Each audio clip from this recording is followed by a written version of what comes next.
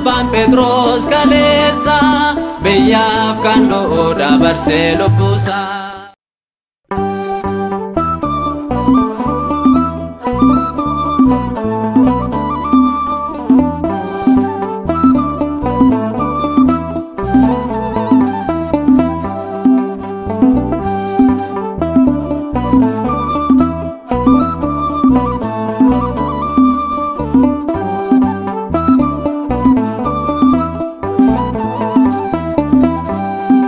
Ethiopia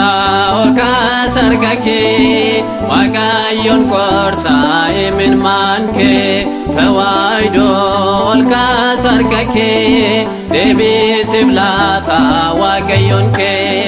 Ethiopia olka sargake Waaqayyoon qorsaa imin manke tawaido olka sargake deebisif laata Waaqayyoon ke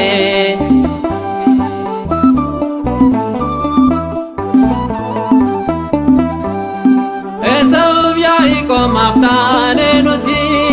wala jaallannu tokko taaneti rakkoon baay'ate addaan fagaannus tokko nu godhe dhiigni Yesuus Ethiopia olka sargake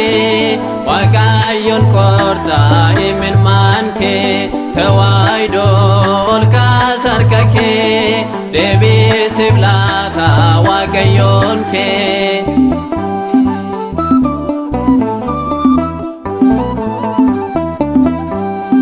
nagaaf jaalalli tokko manni been seenaa gurraacha hunduu wal dhibee wanyaatu dhabee godaan Israa'el Maariyaam nuuf kadhu ilma kee Amaanu'el Ethiopia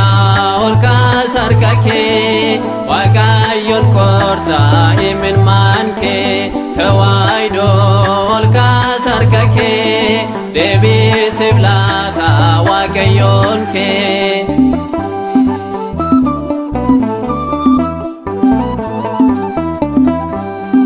seenaa kee balleessuuf mammaraatu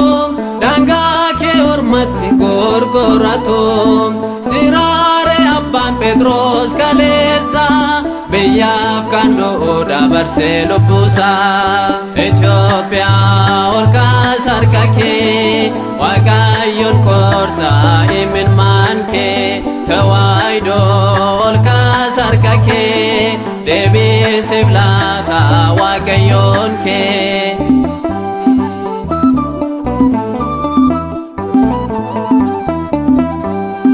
Paraon injiro angora bu'ee bilisa baane Kristos du'amu'ee garboota miti taane ijoollesaa dukkaanni darbe arganne ifasaa Ethiopia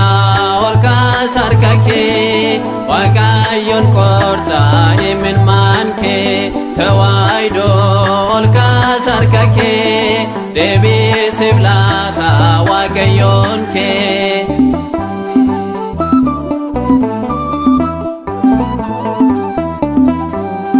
kan keefa Baabiloon jechuun wal qoodu